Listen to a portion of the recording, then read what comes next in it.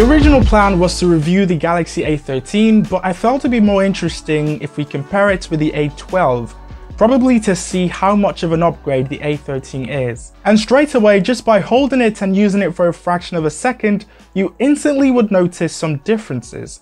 And I think that's a good thing. Physically, they look different, very different I might add. The A13 looks more like the A32 from last year, with no camera bump. The back of the phone is one seamless piece of plastic, giving me the iPhone 5C vibe. I have this peach color and I think it's too colorful, but when I asked one of my sisters what they thought of the design when compared to the A12, she said she preferred the A13 because it was lighter and sleeker. The A12 has a matte finish and a bit of texture as well, while the A13 has a glossy rare finish. Buttons and ports are all in the same place. Yes, there is a fingerprint sensor together with the power button, and we also get the headphone jack. Design is down to preference actually, but since the ladies apparently know better when it comes to design, I guess we'll have to go with the A13. So yes, the A13 has an upgraded design. And so does the display, quite clearly I might add. You instantly notice it's brighter and more saturated than the A12. It just pops, and quite clearly, I would say it's an upgrade. The A12 had a 720p PLS LCD display, while the A13 has a 1080p TFT display. It's actually the same display on the Galaxy A23.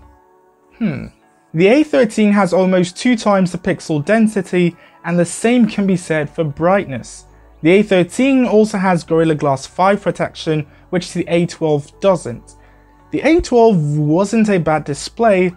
I mean, you could watch videos on it and you wouldn't complain, but seeing it side by side with the A13, it just makes the A12 look so bad. I'll admit, it's not every day you see such an upgrade. It kind of makes you wonder, what is the catch? Well, you won't find it in the cameras, although I think it's not that big a jump when compared to the A12, because only the main sensors are actually different this year. So 50 megapixels compared to 48 from last year.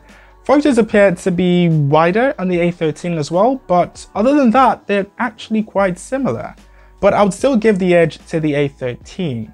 The A12 was already such a great camera among its peers, so the A13 really just continued where the A12 left off. I'll definitely like to hear your thoughts on the images you see on your screen. They might be great at photos, but video still looks pretty meh to me.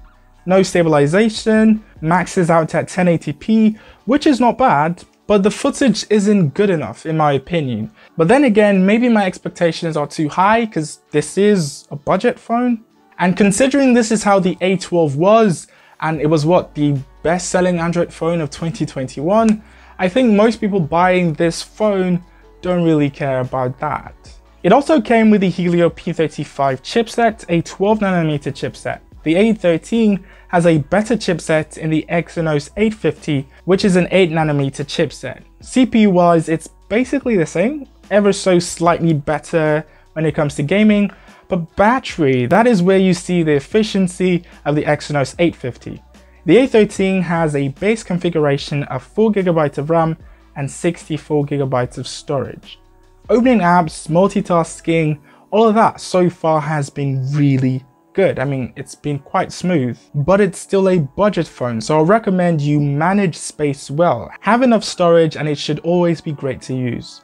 It's not a revolutionary upgrade like the display section was, but it's still an upgrade. Software-wise, you get Android 12 on the A13, and although you'll still get Android 12 on the Galaxy A12 in the next coming months, it's going to be the last major OS update, while the A13 still has 2 more updates to go.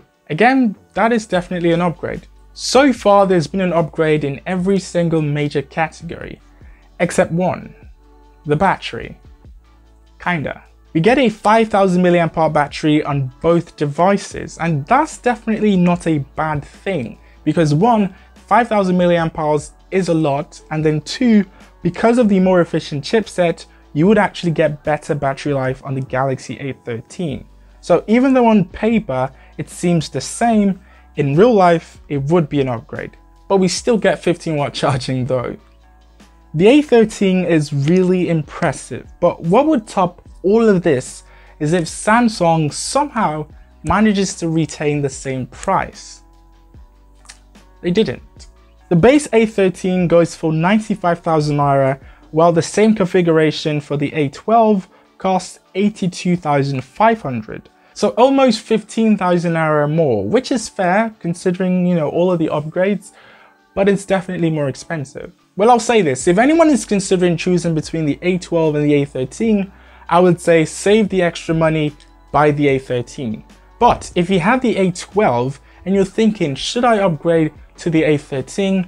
I would say maybe you should, or maybe you shouldn't. Yes, the A13 has a better display, newer design, and more years of software updates, but the A12 would still get the Android 12 update, so it would last you long enough till the A14 comes out.